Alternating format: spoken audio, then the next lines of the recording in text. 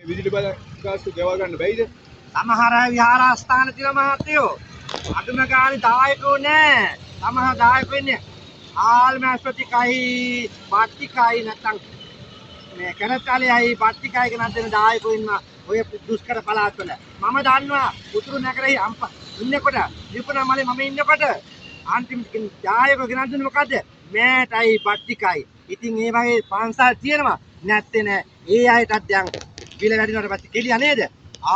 දැන් ඔක්කොම දැන් රවුම් වගේ කියන කියලා බුද්ධ ශාසනෙත් කනවා, සංස්කෘතියක් කනවා, ජනතාවත් කනවා මහත්තයෝ. දැන් මේ ලෝකෙම අරුබුදයක් තියෙනකොට මේ විදුලි බලයකට සම්බන්ධ නැද්ද එතකොට?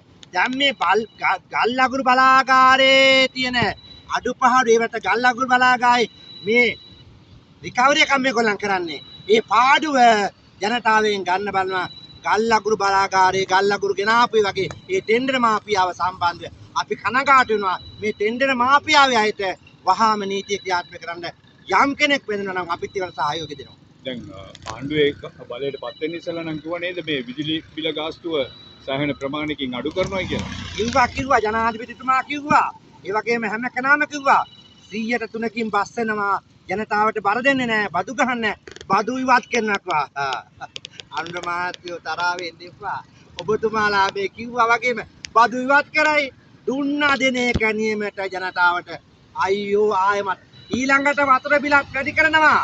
මතක තියාගන්න මේ දැන් සෞදි අරාබියෙන්ද ඕම සමුද්‍රයෙන්ද මේ වතුර එන්නේ විදුලිය එන්නේ නෑ ලංකාවේ ඊළඟට වතුර බිලත් මුන් ටික වැඩි කළා. ඒකෙමුත් විහාරෙල්ල කරනවා. දැන් හාල් ඔක්කොම හරිනේ. ගොවියටත් හරිනේ. දැන් මේ කොමේ ගොවිජනට කොමේ ගෝයන් කාපු කට්ටිය දැන් කෝ අමුඩේ ගහලා පාර්ලිමේන්තු පැත්තට ආපු අමුඩකාරයෝ කෝ කැතිකාරයෝ කැති මන්නකාරයෝ කෝ මං අහන්න කැමති.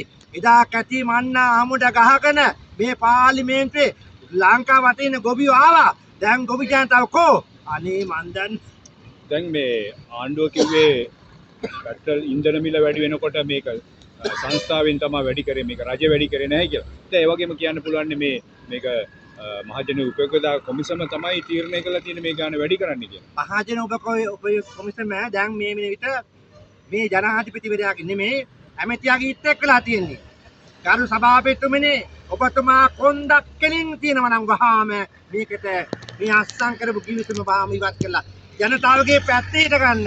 ඔබතුමාලා මහාචාර්යවරුන්ට අපමාන රේණුවක මොලයක් නැහැ. ජනතාව පැත්තේ හිට ගන්න බැරි මහාචාරකම් මොකද?